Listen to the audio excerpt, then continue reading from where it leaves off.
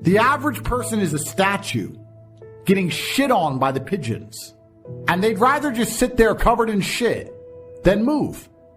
It's very hard to inspire people to take initiative to save themselves. It's incredible. From my position, I can extrapolate out my massive influence. And I can say, well, in my position, surely when I say do something, millions of people should do it. And they do. That's why I'm so monumentally influential. But there's also millions of people who don't. Why? When they know that it's going to work. Some people are just born to lose.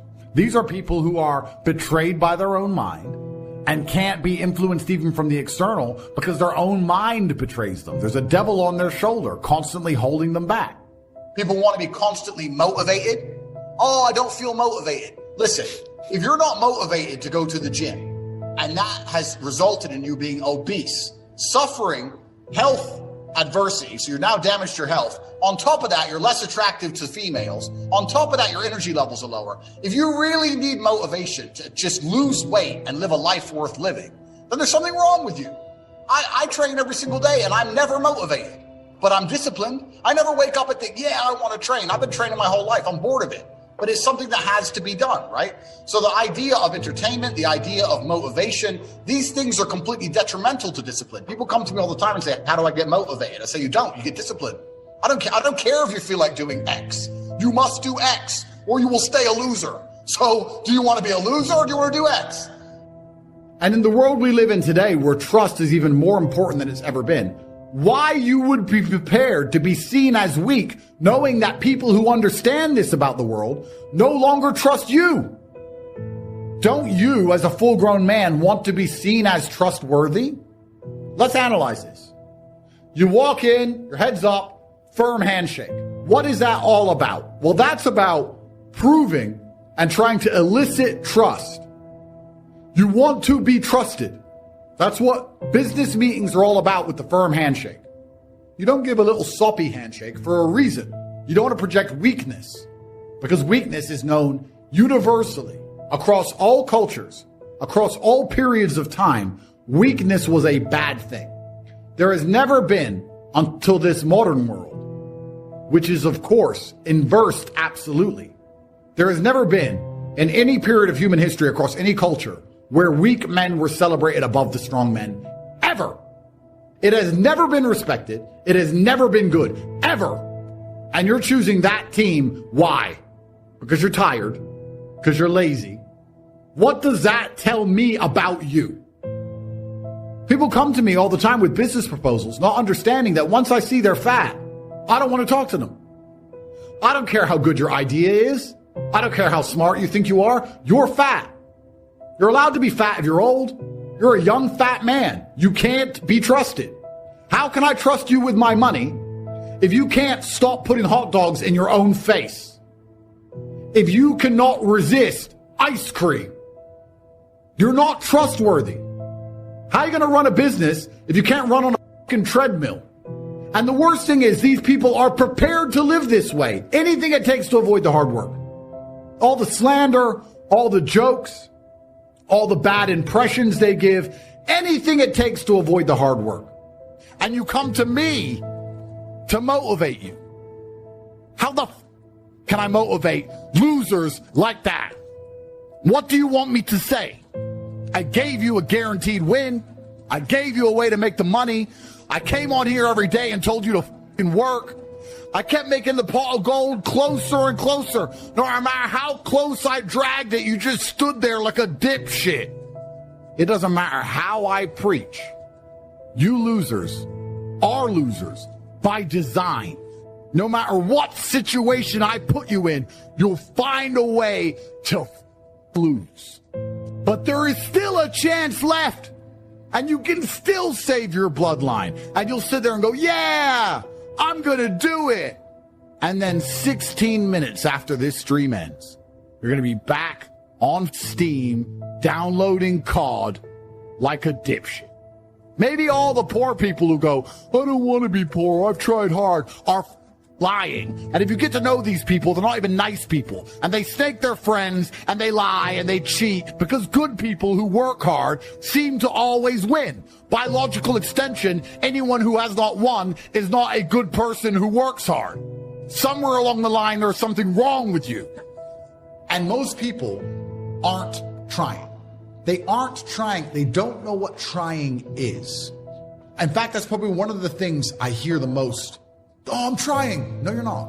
You don't know what trying is. No, you are not trying. I know you're not trying. I know, because as we sat here before we went to speak, you weren't on your phone working. You weren't trying. You were standing around talking shit to some idiot. You're not trying. People are genuinely not out here giving their absolute best, because if you were, you'd have everything you've ever desired. You'd have anything you've ever wanted and asked for. Instead, what people do is they cope and convince themselves they're trying. Oh, I tried, but I need a work-life balance, and it's hard, and all garbage, all cope. And like I said earlier, life is war. If you're a man and you don't view the world as war, I can't imagine how you view the world. My entire worldview is war. Life is war. This idea that you can go through life as a man and avoid war is probably the biggest mistake that most men make. Running a business is war. Trying to find a way to escape your slave job is war. Training to become stronger than before is war. Keeping your wife happy and your children inspired is war. Everything about life as a man is war. It is conflict, because you are competing against the other men who want it the same. Everything I desire, other men are trying to get. This is a war, and I must outcompete them. While others complain that they do not feel happy enough, I'm happy I'm struggling. Do you understand? It's going to be a dogfight. I would love to tell you that on the road to success, everything is going to work out. It's not. It's going to be a dogfight. It hasn't been easy. The road hadn't been success. Like, it's just a paved road, and like each he go this way, it's been rough. It's been hard.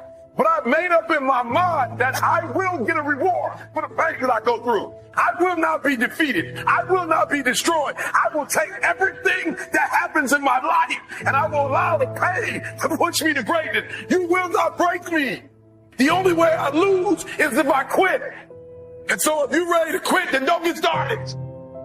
You have to love the chaos. You have to love the war. You have to love the idea of all the constant problems that you have to fix. You have to love being the center of a mini universe you have created, and it's going to implode under its own gravity if you're not there doing constant Aikido.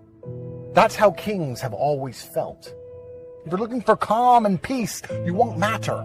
The better you are at dealing with stress, the more successful you will be, because as you climb up the ladder, the stress level increases. The more money you're paid, the more important you are, the bigger your problems. But as you get bigger and larger, the pressure is heavier and heavier. So you're going deeper in the ocean. As you go deeper in the ocean of success, the pressure around you gets stronger. Only the strongest submarines can make it to the bottom. You say you wanted to be great, son. You say you wanted to travel the world. You say you wanted to help people, inspire people. Then you gotta be a diamond.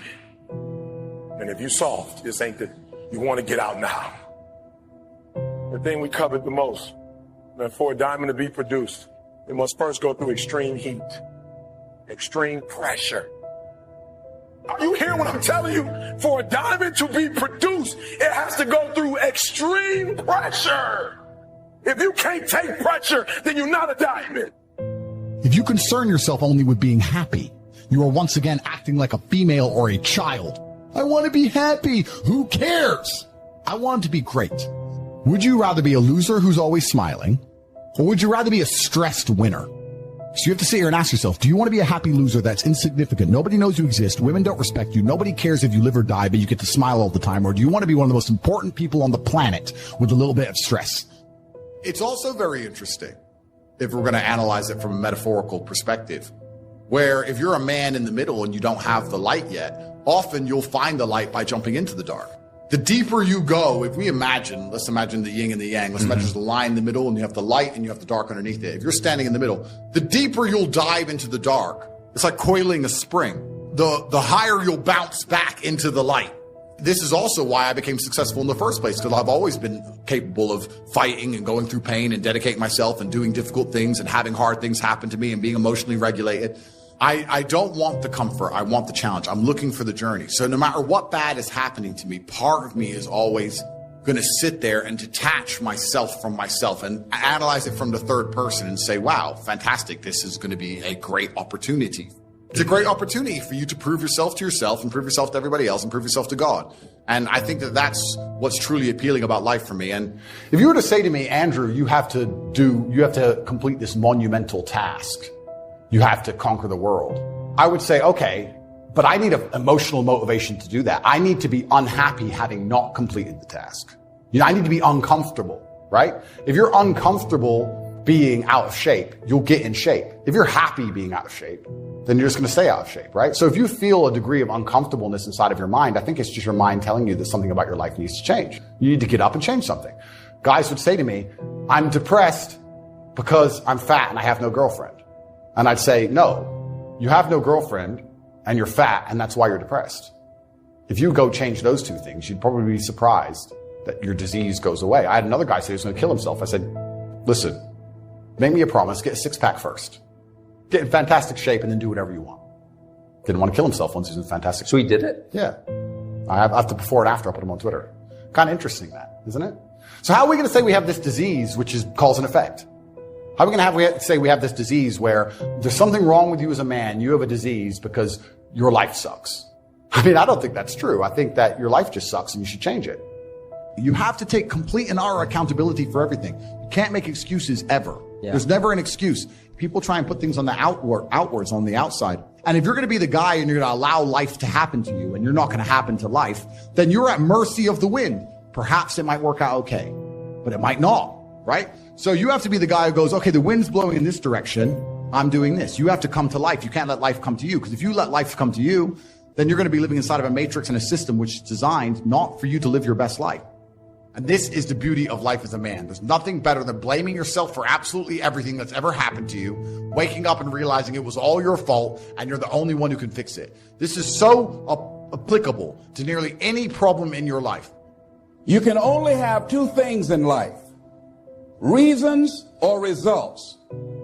Notice, reasons don't count.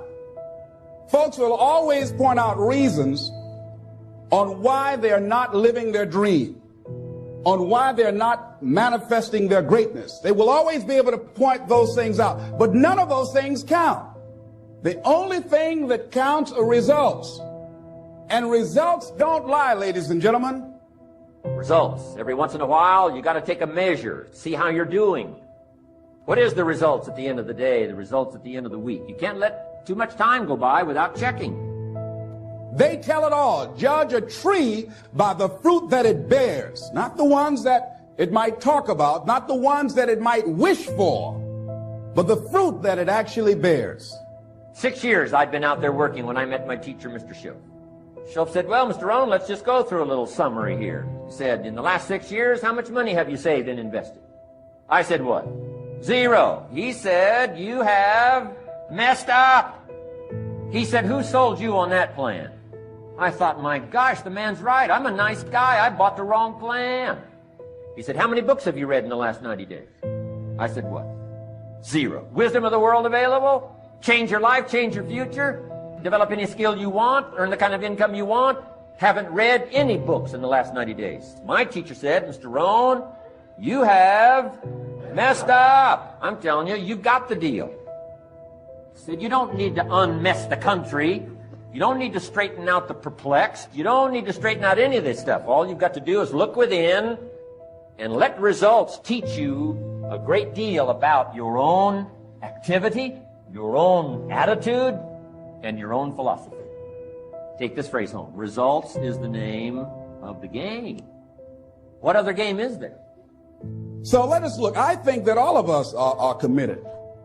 But I think that some of us are producing results in our lives that level of commitment brings that we particularly don't like or find distasteful.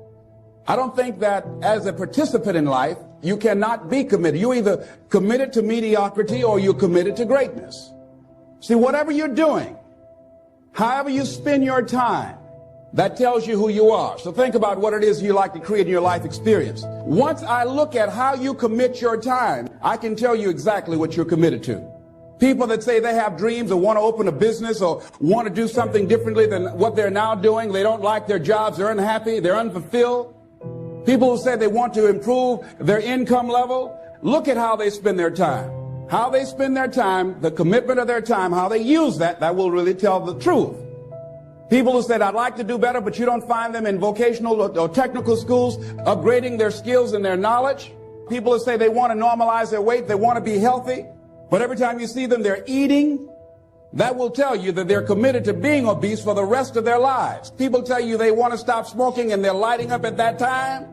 Folk that say, I want to stop drinking, and every time you're in their face, they're reeking with alcohol. That will tell you what's going on. Don't have to listen to what they say. Just watch what they do. Commitment shows up in your life in what you do. On the other hand, you can make the commitment to your life that you don't like the results that you have and that you're going to do something about it. See, that power is available to all of us.